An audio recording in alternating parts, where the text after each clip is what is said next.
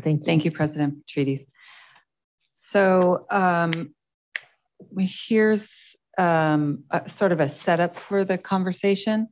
DPGC, which is our District Participatory Governance, has reviewed Board Policy 6.04 and submitted its recommendation to the Chancellor. So it's a recommending body to the Chancellor. And I received it about a month into my interim chancellorship.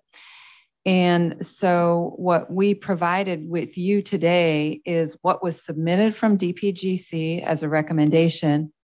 And then after consulting with staff, I revised and redlined the recommendations. So you have that version as well.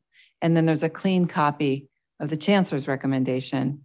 And today, this is a first read. And so there won't be any decisions made today until we receive some guidance, and we would like to bring this back in June.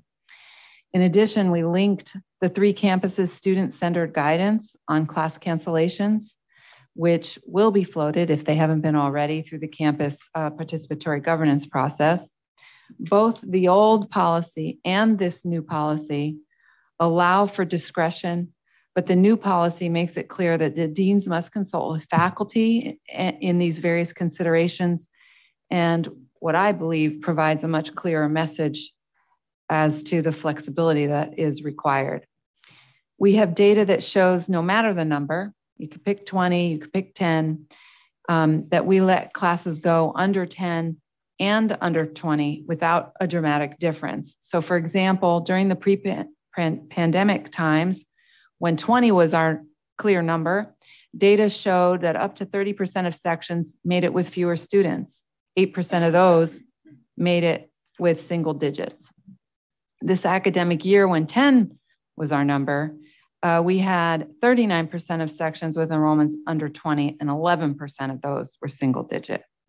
So I guess the question is, why do we even have a number? And so my rationale for keeping the 20, so basically the DPGC recommended changing our minimum cancellation number from 20 to 10, and I put it back to 20, but I mitigated that with some other specific language about how course cancellations would be handled between 10 and 20. So my rationale for keeping the 20 is meant to resume the work to maximize the number of student contact hours with faculty and operate as efficiently as possible.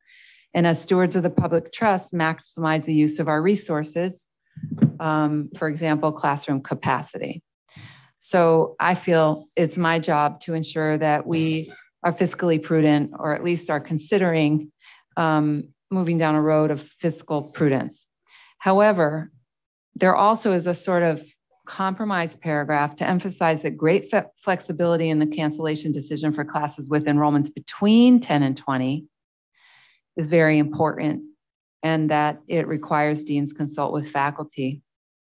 And I intentionally brought this to you now as a discussion item so that you may freely hear input from faculty in particular before they are off contract. And as I said earlier, after this discussion, I plan to bring this back for a vote in June. And if you have more questions about the data that I gave you snippets on, Dr. McVean is standing ready to help us understand what that data showed.